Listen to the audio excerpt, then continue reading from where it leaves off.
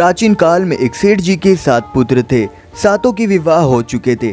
सबसे छोटे पुत्र की पत्नी श्रेष्ठ चरित्र की विदुषी और सुशील थी, परंतु उसका कोई भाई नहीं था। एक दिन बड़ी बहू ने घर लिपने को मिट्टी लाने के लिए सभी बहुओं को साथ चलने को कहा, तो तभी दलिया और खुरपी लेकर थोड़ी देर में सभी बहुएं मिट्टी खोदने लगी। तभी वहाँ एक सांप निकला, जिसे देखकर बड़ी बहू ने खुरपी से मारने की कोशिश करी। यह देखकर छोटी बहू ने उसे रोकते हुए कहा, मत करो इसे, यह बेचारा निरपराध है। यह सुनकर बड़ी बहू ने उसे नहीं मारा। तब सांप एक और जाकर बैठ गया। तभी छोटी बहू ने कहा, हम अभी लौट कर आती हैं, तुम यहाँ से कहीं जाना मत। यह कहकर सबके साथ मिट्टी लेकर चली गई और वहाँ कामकाज में फंसकर सांप से किया वादा भूल गई। उसे दूसरे दिन वह बात याद आती है तो सबको साथ लेकर वहाँ पहुंची। सांप को उस स्थान पर बैठा देखकर बोली, सांप भैया नमस्कार। सांप ने कहा, तू भैया कह चुकी है इसलिए तुझे छोड़ देता हूँ, नहीं तो तेरी झूठी बात कहने के कारण तुझे अभी डस लेता। वह बोली, भैया मुझसे भूल हो गई, उसकी क्षमा मांगती हूँ। तब सांप बोला, अच्छा तू आज से मेरी बहन हुई और मैं तेरा भाई हुआ, तुझे जो मांगना है मांग ले। वह बोली, भैया मेरा कोई नहीं है, अच्छा हुआ जो आप मेरे भाई बन गए, मुझे बस यही चीज चाहिए थी। कुछ दिन व्यतीत होने पर वह सांप मनुष्य का रूप धारण कर कर उसके घर आया और बोला, मेरी बहन को भेज दो। सबने यह कहा कि उसकी तो कोई बहन नहीं थी, तो वह बोला, मैं दूर के रिश्ते में इसका भाई हूँ, बचपन में ही बाहर चला गया था। उसके विश्वास दिलाने पर घर के लोगों ने छोटी बहू को उसके साथ भेज दिया। उसने मार्ग में बताया कि मैं वही सांप हूँ, इसलिए तू डरना नहीं, जहाँ चलने में कठिनाई हो वहाँ मेरी पूंछ पकड़ लेना। उसने कहे अनुसार ही किया और इस प्रकार वह उसके घर पहुँच गई। वहाँ के धन ऐश्वर्य को देखकर वह चकित हो गई। एक दिन सांप की माता ने उसे कहा, मैं एक काम से बाहर जा रही हूँ, तू अपने भाई को ठंडा दूध पिला देना। उसे यह बात ध्यान न रही और उसने गर्म दूध पिला दिया, जिससे उसका मुंह बेतहाशा जल गया। यह देखकर सांप की माता बहुत क्रोधित हुई, परंतु सांप के समझाने पर शांत हो गई। तब सांप ने कहा कि बहन को अब उसके घर भेज देना चाहिए।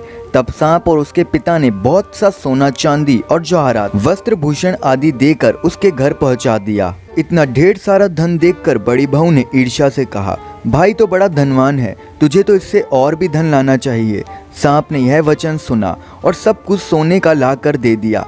यह देखकर बड़ी बहू ने कहा, इसे झाड़ने के लिए झाड़ू भी सोने का होना चाहिए। तब सांप ने झाड़ू भी सोने की ला कर दे दी। सांप ने छोटी बहू को हीरे मणियों का एक अद्भुत हार दिया। उसकी प्रशंसा देश की रानी ने भी सुनी और वह राजा से बोली कि सेठ की छोटी बहू का हार यहाँ आना चाहिए। राजा ने मंत्री को हुक्म दिया कि उससे हार लेकर शीघ्र उपस्थित हो। मंत्री ने सेठ जी से जाकर कहा कि महारानी छोटी बहू का हार पहनेगी, वह उससे लेकर मुझे दे दो। सेठ जी ने डर के कारण छोटी बहू से हार मांग कर दे दिया। छोटी बहू को यह बात बहुत बुरी लगी। उसने अपने सांप भाई को याद किया और आने पर प्रार्थना करी कि रानी ने हार छीन लिया है, तुम कुछ ऐसा करो कि जब वह हार उसके गले में रहे तब तक के लिए सांप बन जाए और जैसे ही वो मुझे लौटाए तब हीरे मणियों का बन जाए। सांप ने ठीक वैसा ही किया। जैसे ही रानी ने हार पहना वैसे ही सांप बन गया और यह देखकर रानी चीखने लगी और रोने लगी। आगे की कहानी जानने से पहले अगर आप हमारे इस चैनल पर नए हैं और आपको ऐसे वीडियोस देखना बहुत ज़्यादा पसंद है तो आप हमारे इस चैनल को सब्सक्राइब कर सकते हैं और साथ ही बेल आइकन को ऑन कर सकते हैं, ताकि हम ऐसे और वीडियो डालें तो वीडियो सबसे पहले आपके तक पहुंच पाए। ऐसे कई सारे वीडियोस हमारे दिन लाते रहते हैं, इसलिए सब्सक्राइब करना तो बिल्कुल मत भूलना। अगर ये वीडियो आपको बहुत ज़्यादा पसंद आती है तो आप इस वीडियो को लाइक भी कर सकते हैं और साथ ही कमेंट बॉक्स में इस वीडियो को लेकर आप अपना विचार भी लिख सकते हैं। यह देखकर राजा ने सेठ के पास खबर भेजी कि छोटी बहू को तुरंत भेजो। सेठ जी डर गए, ना जाने राजा क्या करेगा। वे स्वयं छोटी बहू को साथ लेकर उपस्थित हुए। राजा ने छोटी बहू से पूछा, तुमने क्या जादू किया है, मैं तुम्हें दंड दूंगा। छोटी बहू बोली, राजा क्षमा कीजिए, ये हार है ही ऐसा, मेरे गले में हीरे मणियों का बन जाता है और दूसरे के गले में सांप बन जाता है। यह सुनकर राजा ने वह सांप बना हार उसे दे दिया और पहनने को कहा। जैसे ही छोटी बहू उस सांप बने हार को पहनती है वो हीरे मणियों का बन जाता है। यह देखकर राजा को उसकी बात पर विश्वास हो गया और उसने प्रसन्न होकर बहुत सी मुद्राएं भी पुरस्कार में दी। छोटी बहू अपने हार और इन सहित घर लौट आई। उसके धन को देखकर बड़ी बहू ने ईर्ष्या के कारण उसके पति को सिखाया कि छोटी बहू के पास कहीं से धन आया है। यह सुनकर उसके पति ने अपनी पत्नी को बुलाकर कहा, ठीक ठीक बता, यह धन तुझे कौन देता है। तब वह अपने सांप भाई को याद करने लगी। तब उसी समय सांप ने प्रकट होकर कहा, यदि मेरी धर्म बहन के आचरण पर कोई संदेह प्रकट करेगा तो मैं उसको खा लूँगा।